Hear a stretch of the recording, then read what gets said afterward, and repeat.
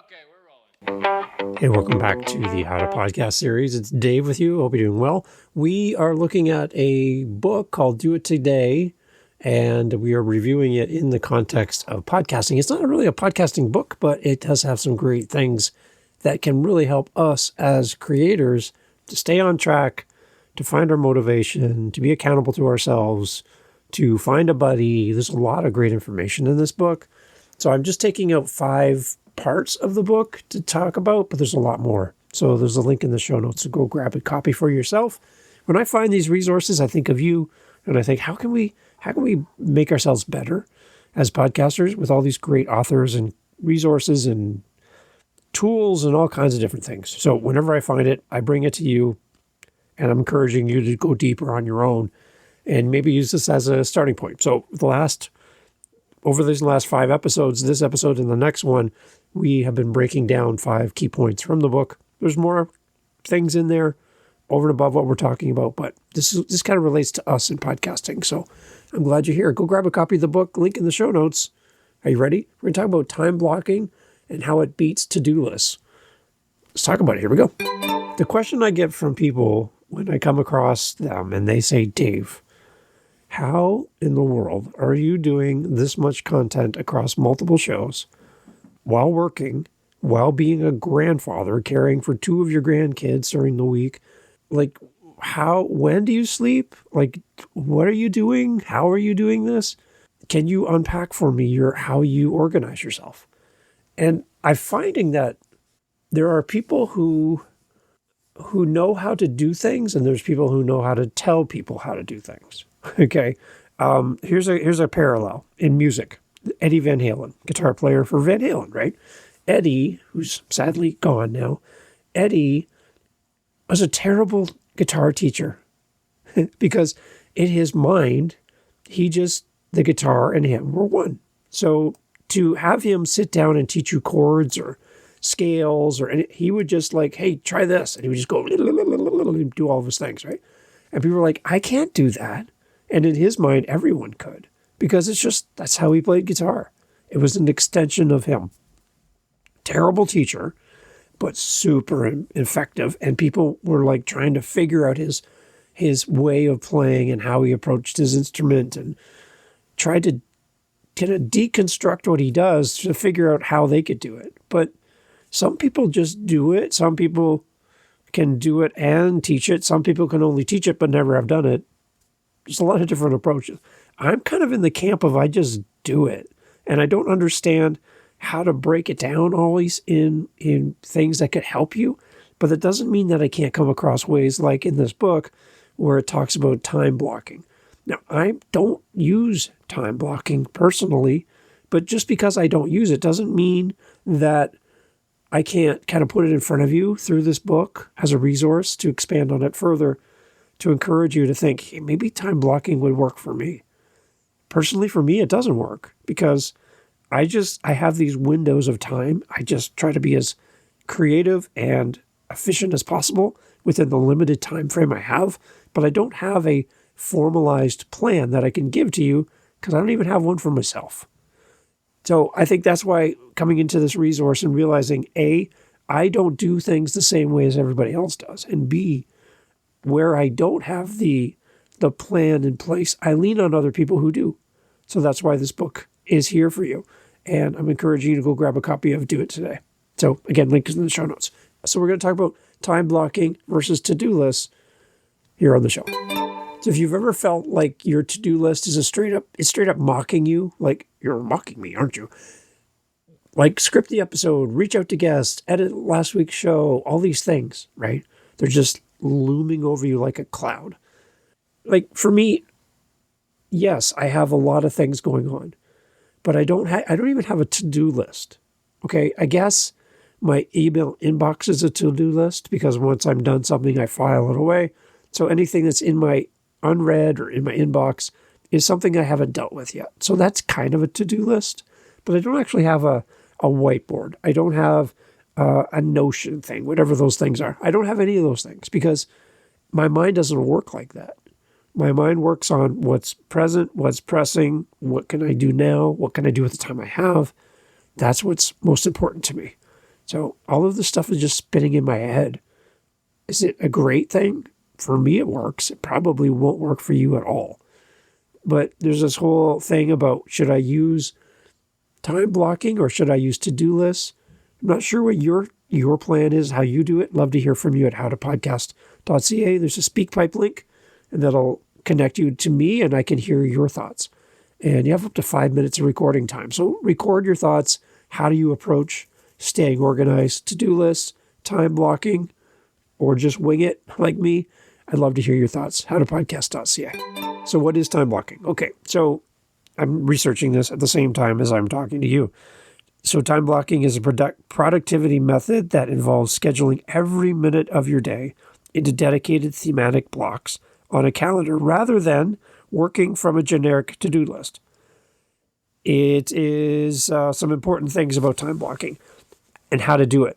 Prioritize your tasks, identify high priority tasks, and estimate the time required for each. Create blocks and assign specific time slots on a calendar like Google Calendar, what I use, for task, meetings, breaks, and personal time.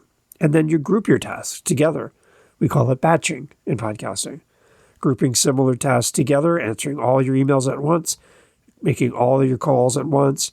It helps you to reduce mental fatigue and helps you from switching from one task to a different task, which might require you to use a different part of your brain or a different part of your skill set. Do the things that make sense together in clumps. I like that part. So batching your stuff, and include some buffer time. That's one thing I don't think a lot of people like me do, is we don't have a lot of buffer time. I find myself sitting at my desk for extended periods of time, and I look at the clock and go, wow, that went by fast. So give yourself some buffer time. Put some breaks in your calendar so you don't go meeting to meeting to meeting. There's a break for you to get up, stretch your legs, do a change in your body liquids, if you know what I mean. But do all that and include some buffer time. And then review and adapt is also really important in time blocking. Review your daily plan or your weekly plan and then adjust it as needed. Just because it's written down doesn't mean you have to do that way forever. There's some variations on this as well. There's time boxing, setting a fixed time limit to work on a specific task to prevent overworking. So if you find yourself hyperfixated on something, give yourself a clock that counts down, and when the bell goes off, you're done. You might not be done the task, but you're done working on that. You need to get up and do something else. So time boxing, and then day theming as well, assigning a specific theme to each day. So every Monday is meeting notes and blog posts, and then every Tuesday is interviews, and then every Wednesday is social media. That might help you as well. So putting these together, this can really help you as a podcaster. And if it's effectively used, time blocking turns your calendar into a blueprint for your day. So there you go. Some ideas around what the heck even time blocking is from a guy who actually doesn't even use it, but I think you might benefit from that. So there you go. So again, it's really interesting when people ask me how I do this and how I stay organized, and I don't have a good solid answer for them, and they just look at me like, how's that even possible? Like, because our minds work different, our approaches work different, and we just have to understand that it's not a one-size-fits-all. And you need to understand yourself before you can understand the next best possible way to keep yourself organized and keep yourself on task. So think about that, okay? Because as you work through your show, you're going to find things that you naturally do well and things you naturally don't do well. And if you ever have questions about this, reach out to me. Let's have a virtual coffee and chat about it. Love to help you. howtopodcast.ca, calendar's right there. Anytime you and I can chat. When you do your time blocking, a little tip here as we think about this as well is when you block out time for a specific task, then that also means you have to say no to other tasks. So when you're focused on show notes, you're focused on email, turn your phone away from you. Put it somewhere far from you so you can't touch it. Because those notifications that pop up, those little comments and, oh, somebody sent me a DM, oh, right? All those, and then text messages, all that stuff. They throw you off your time block. and they refocus you to something that's not in your desired focus for that moment in time. Put your phone away. You can come back to the whole world will be fine with you taking a break from your phone as you focus on this task. So that's a little side tip for you if you're easily distracted. Get rid of the distractions. Focus on what you're doing. You can come back to it later during that buffer time, right? So put your phone away. So if this helps you, use your online calendar. I use Google Calendar. Use whatever you got. You can use a whiteboard. You can use paper, whatever works for you. Everyone's different. But put your time blocks in to your calendar so that you know what you're doing each day, and maybe start with a 30-minute increments. Maybe that's a good start. So let's give you an example. Monday, 9 till 9:30 a.m., I'm going to brainstorm my titles for my upcoming episodes. That's all I'm doing. I'm not looking at my phone. I'm not playing games on my phone. I'm not texting my friend about what we're going to do on the weekend. No, I'm brainstorming titles for my podcast. That's all I'm doing. It's all I'm focused on. Okay, 30 minutes, done. Then I take a break. From 9:30 till 10 o'clock, I'm on break. People take breaks at work. Why aren't you taking breaks? Take your break and then come back 10 to 10:30. I'm going to research quotes for upcoming episodes. I'm going to go find the quotes. I'm going to look at my books. I'm going to do all that and research quotes that would feed my topic for my upcoming episodes. Great. 10:30 to 11, I record some rough episode ideas. I get my intro outros ready. I start building the files for my edits so that I can release these episodes in the future. I get the episode title in the file name, and I create all the stuff to go. I use Audacity. I create the Audacity file, get all my assets into one file, and I just create the rough start. And then I take another break, 11 to 11:30, break time. If that helps you to kind of plan out what you have, I know we talk to a lot of people who don't podcast as a full-time career. When you have a career in podcasting, you either work for somebody, which gives you a built-in calendar, or you work for yourself, and this might work for you to block out your week. Now, if you're like me, you're podcasting in the margins of life. I work full-time, so I know that I'm not available Wednesday from 11 p.m. all the way through Wednesday to Sunday night into Monday morning. Those are my night shifts that I work. So come off work Monday morning, I come home. I know I have a few minutes here and there to do some emails and stuff. I can answer emails at 3 a.m. at my job during lunch. So I know where my blocks are. So you have to figure that out for yourself. So an entire week of time blocking doesn't really work for me because I don't have a whole week to commit to this. The other part of this is you got to block in time if you're going to be an interview podcast to create space in your calendar for people to actually book time with you. So you need to be organized in that way as well. So I use Calendly for my blocking of my interviews, and my time in my calendar links right to my Google Calendar. So everything's in one spot. I don't overbook, double book, miss an appointment because everything's in one location. So think of it in that context as well. Keep in mind too that you need to block time based on your energy levels. So we're not all the same. This whole I get up at 4 a.m. and conquer the world before 5, that's not right for everybody. Some of us don't have that same pattern of how our rhythm works and how our energy levels are during the day. You might be a night person like me. As a night person, the house is quiet, the internet's strong, there's not much going on, and in that silence, it's so easy to get in there and be creative and productive. So don't think you have to take on somebody else's schedule. When people tell you you have to be a 5 a.m. person or else you fail, they're 5 a.m. people because they like 5 a.m. Don't do that. Don't put yourself into somebody else's shoes. Find your own rhythm and build around your rhythm.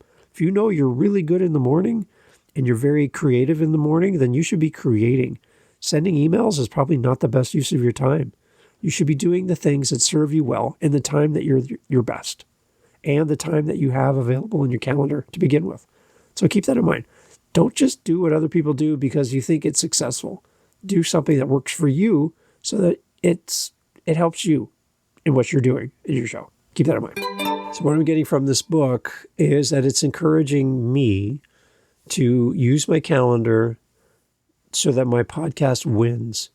And all of the things I want to happen for my show becomes a reality. Time blocking can definitely beat a to-do list. A to-do list feels open-ended. It feels like, yeah, there's that check-off moment where I did the thing on my to-do list, but it doesn't have a lot of direction to it. It's just a list of tasks. You want to have something that really helps you to stay within a time frame, be productive, and find out what works for you. So whether you use time blocking, to-do lists, a combination of the two, or if like me, you just use the time you have the best way you can. It might be hard to explain how I do what I do, but you need to find out what works best for you. So that's why I think this book will be helpful for you. Because again, I'm not an avid user of time blocking, but reading this book, I can understand why it's important to a lot of people. So this might really help you. So grab a copy of the book. It's going to help you more than I can. And I'd love to hear your comments over at howtopodcast.ca. Get out there, block in the time you need to do the things you need to do so that you can show up for others in your life. You can show up for yourself. You can find space so you don't burn out. And you can just go for a walk outside and not feel guilty that you're not doing the thing. Use time blocking to your advantage. It's there for you. And it might really help your show. Thanks for listening. Hey, it's Dave. Thank you for sticking around to the end. This is where we do our call to action, or pathway to engagement, as I like to call it. And here's what's interesting. I've been doing this podcast for years now, hosting meetups, helping podcasters, editing for people, doing a lot of the behind the scenes stuff. And when we have people who follow the show reach out to me and say, Dave, guess what? I'm like, what? They said, I just hired my first consultant. I'm going to go work with them and help me with my podcast. And I kind of go, wait a minute. You what? They're like, yeah, I found a podcast consultant and they're going to help me with my show. It's hard to pretend to be happy. Why? Because I want to work with you. Wait a minute. Dave, the guy, Dave, who's been doing the How to Podcast series and 8 other podcasts, and the guy that's been with you the whole time. And we've done meetups, we've done time together, we've spent time together, and you've hired somebody else. Now, maybe I'm not your person. That's okay. I'm totally fine with that, by the way. Keep coming back. I love having you here. But if you're like, well, I didn't hire you because you don't have anything like that, do you? And I do. And I have been for a long time. And I don't talk about it enough, apparently, because people are going to other people looking for things that Dave does. So, in the spirit of Dave, and in the spirit of making better connections with you, I do have personal coaching in podcasting. I have podcast community.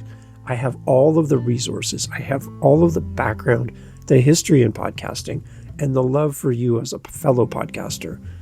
If you're looking for a podcast coach, somebody who can walk with you, somebody who cares about you, someone who is your challenger, your cheerleader, and your coach. Because even though I've said on the show you can't be all three, I think I am. And I want to help you.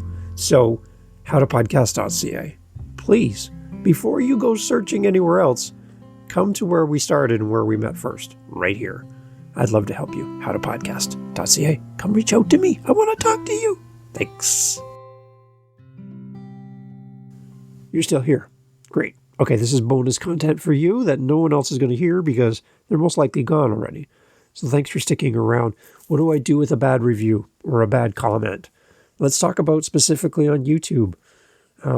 When you're on YouTube and you get bad comments, things that are hurtful. Okay, let's just qualify it this. Hurtful comments on YouTube that don't have any value. They tear you down. It's a troll. It's somebody who really, they're only brave because they can't be seen. And they would never say this to you in real life. They wouldn't have the guts to do that. So you can tell that this is not something they truly believe about you. And it's not true. It's really not true. Those kind of comments. on YouTube, you can hide the person from the channel. And from what I'm seeing from other creators on YouTube, the person who made the comment can still see their comment there. So they'd see that you haven't deleted it, but no one else can see it. So it's a nice way to not engage a troll and feed them, but it's a way to curate your reviews. Now, do I believe that everyone should have 5-star ratings and no negative comments or thoughtful, constructive suggestions where they give you a less than 5-star rating? Podcast is great, but it's really long. Podcast is great, but I can't hear the host. Podcast is great, but the topic, this episode was just really boring. Is that negative? No, it could actually be quite informative for you. And I think leaving up less than stellar reviews gives people the reality that you're not perfect, and nobody is. So when I see a wall of 5-star reviews for a book and nobody says the book could be improved, I'm like, really? So I like a 4-star review. I like a 3-star review. I like a 1-star review because for some reason it didn't connect with the person. In our meetup, for example, meetup.com, through the howtopodcast.ca website, we had somebody leave a review on one of our meetups. On Tuesdays, we have open Q&A. There's no topic. So whatever people want to talk about is what we talk about. So there's no subject, right? And the review I got from one person, which I can't even tell if he actually came to that actual event, he wrote something along the lines of, too boring and no clear topic. Too boring, no clear topic. It's a Q&A. Like, we don't know what the topic is. So I don't know what that means. And he left a 1-star review. Now, I'm like, really? Like, that's what you got to do today? So just keep that in mind. And then the other thing too is on YouTube, people can leave a thumbs down for the content. In the world of YouTube, I don't think YouTube really cares if it's a thumbs up or thumbs down. Just somebody click the thumb. So I don't think it affects your podcast or affects your content or affects your post. And any engagement's good engagement, really. Any news is good news, really. You heard them say that. So don't worry about it so much. Keep creating the content. Look for constructive comments that can make your show better and contemplate them. But don't let negative feedback get to your heart. That's a bad place. That's a bad thing to let happen. So don't let that happen. And keep creating content. And just remember, some people are going to love you, some people aren't. And that's life. So we'll be fine. We'll be fine. Just keep creating your content. If you have any questions, reach out to me, howtopodcast.ca. Take care.